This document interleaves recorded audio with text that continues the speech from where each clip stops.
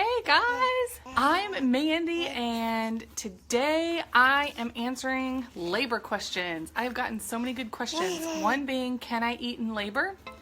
The second being, do I have to push on my back?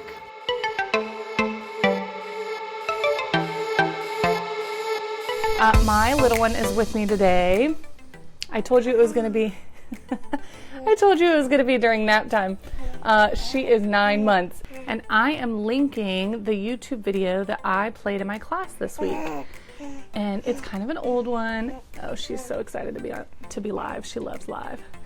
It's kind of an old one, but it is the method to getting your questions answered by your OB or by your midwife. I do not know how to convey any more than I am saying over and over and over, and then I just want to empower you to find your answers on your own for yourself, but to labor the way you want, to feel good about your birth, to feel empowered, to feel like you're making your own decisions, to feel like you have choice in your labor, and to actually have choice in your labor, to let your body do what it is meant to do, which is have babies, however you have them. Now, I had a sweet mama ask me about C-sections in the group, but no matter how your body is going to have a baby, you're making a baby and you have to get the baby out. No matter how that baby comes out, pushing or by C-section, fear is going to keep you from doing that smoothly, easily, and as fast as you want. Sorry. So we have to reduce fear. It's that fear, tension, pain cycle. The more fear we have, the more tension it creates. The more tension we have, the more pain is created. No one wants any more pain than we need. She never talks unless I'm live. So reducing all of that fear is my goal, and that's why we're going to talk about these questions today. Actually, can I eat in labor and do I have to push on my back are pretty much the same question in my mind. I know. It's obviously not, but hear me out.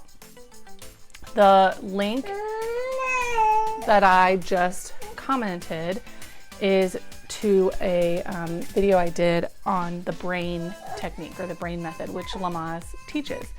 And it stands for how to ask questions to your provider. And that's going to be homework if you're pregnant right now, or you're going to a pediatrician's office, or you have a doctor in your life, or a dentist. I just went to the dentist yesterday.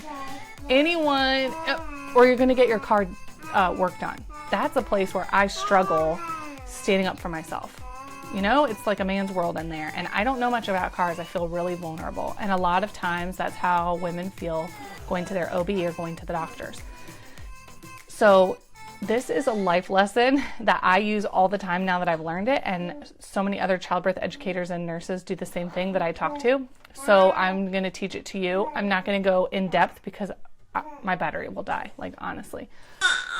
Girl, it stands for what are the benefits, what are the risks, what are the alternatives, what's my intuition, and what if we never do this intervention, or do I have to decide now? So the N stands for both things.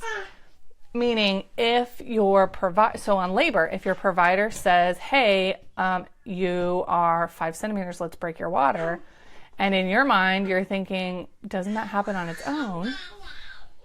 Valid question. Then the conversation goes forward with B.R.A.I.N. What are the benefits? What are the risks? And you go through that. So my situation is on that YouTube video.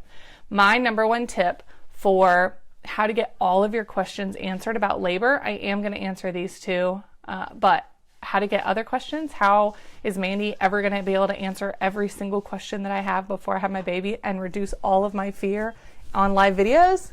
Well, I cannot, unfortunately.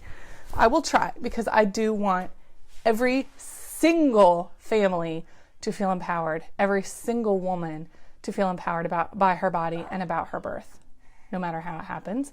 I really think that this is such a life-changing event, and I want it to be a beautiful, empowering, life-changing event. I can't answer every single thing before you have a baby, or before you go to the pediatrician, or before you get your car worked on. So in order for you to do that, empower yourself to get your own answers, you need to ask the questions. that you're wondering. You need to talk to your provider about your anxieties. You need to say it out loud. Pushing on your back. Let's start with that one. No, you don't have to push in any way you don't want to push. You don't have to do anything you don't want to do in labor.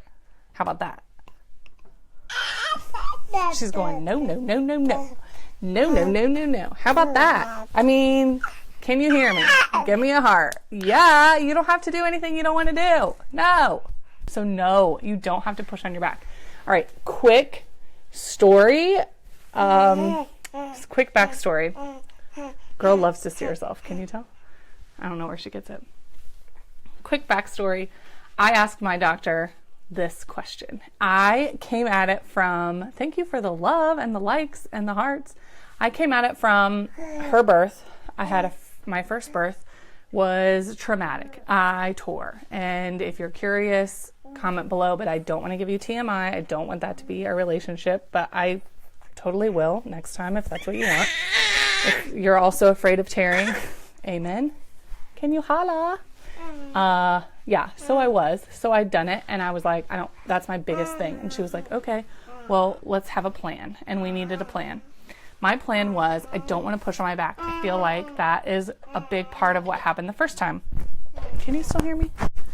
That's a big part of what happened the first time, and I don't want that to happen. So that is something I feel like I can control. So when I said that to her, she said, what about this? Or what about this? She had a few other ideas. And I said, the back one is just a really big thing for me. I know in my heart, I know the research, I know from other people's experiences that is not good for your perineum. So I don't want to do it. And she said, okay, I totally hear you. But she said, I'm more comfortable. So she said she was more comfortable because most of her patients do push on their back and do give birth on their back. She said, I feel like I can help you best when you push in that position. I love my doctor. This is not call out my doctor day. I won't do that. I work with doctors every day. I go to doctors. That is not what this is about. I love my doctor, and I so appreciated her telling me that because that's honest. So I encourage you to have that conversation. It made me feel so much better knowing the truth, and she wasn't going to be like, oh, I'll try to do something I'm not comfortable with and kind of kind of talk up your butt right now because I know what you want to hear. But when the time comes, I'm going to ask you to go to your back because that's easier for me. No, I don't want, no one wants that. So instead, she told me the truth and we had a real conversation. So then I could really make a decision for myself, and that's what it's all about.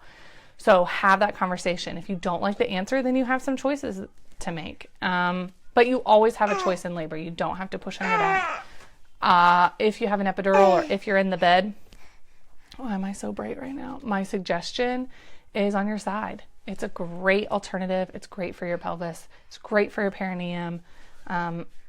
It's a great position for a baby if you're going to be in the bed. And finding a doctor who's going to catch your baby not in the bed in a hospital, I want to hear about it. Comment below. That'd be awesome. The answer is it's your choice. Can I eat in labor? Good question. That's also your choice. It's up to you. And you just need to do your research and then make a decision according to what is the worst case scenario. And if you're not willing to, if that's not your thing, that's not important to you, and you want to be like, no, I really just don't want them to break my water and that's my only thing, then hold on to that. Whatever it is, there's usually something that you go into the hospital and you're like, I hope this doesn't happen. You need to have that conversation. Reduce your fear now so that your tension is not going to follow you into your birth. That's important. And it's doable. You can totally do it. And if you're not going to do it for yourself, you're going to do it for your baby, right? You're going to make good choices for her, and you're going to know they're good because they're going to feel good to you. Subscribe, and that's the little bell so you get all my notifications. And don't forget to share with a friend. Thank you, mamas, so much. Kim, what a wonderful question. I'm so excited for your birth. I seriously am. So if you're not excited yet, you need to keep asking questions or we need to talk. All right. Bye, guys.